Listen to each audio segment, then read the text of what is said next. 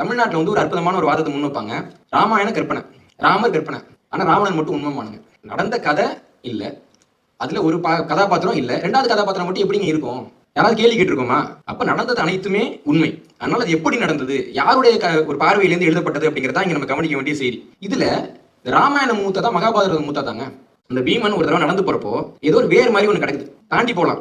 ஆனா பீமன் என்ன நினைச்சுக்கிறாருன்னா, அது தூக்கி அந்தாண்ட போட்டு தான் போகணும்னு சொல்லிட்டு அவர் முழு பலத்தை கட்டி தூக்க முயற்சி பண்றாரு, தூக்கவே முடியல. அப்புறம் அது என்ன வேர்னு போய் பார்த்தா அது வேர் கிடையாது, குரங்கு படுத்து தூங்கிட்டு இருக்கு.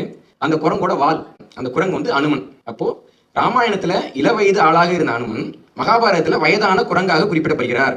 ஒன்றாவது செய்தி. அதுக்கு அடுத்தது, மகாபாரதத்துல ஒவ்வொருவரும் தேர்ல தானே போய் சண்டை போட்டாங்க.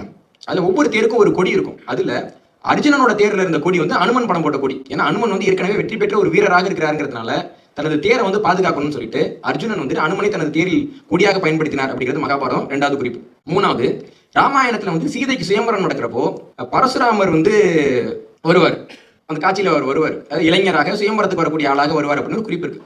அதே பரசுராமர் வந்துட்டு மகாபாரதத்துல மிக மூத்தவர்கள் வந்து பாத்தீங்கன்னா பீஷ்மரும் துரோணரும் இல்லைங்களா? அந்த 2 பேருக்கும் குருவா வர்றார். இதுல இளைஞராக இருந்த அவரு இதுல 2 பேருக்கும் வயது மூத்த ஒரு குருவாக வர்றார். எல்லாத்துக்கும் மேல ராமாயணத்தோட முடிவுல தான் விபீஷணன் வந்து இலங்கையினுடைய அரசராக முடிசூட்டப்படுகிறார். ஆனா மகாபாரதத்துல தருமர் வந்துட்டு ஒரு பெரிய யாகம் வளர்க்கிறார், எல்லா பெரிய அரசர்களையும் கூப்பிடுறார். அப்ப இலங்கையினுடைய அரசராக வந்தவர் இந்த விபீஷணன்.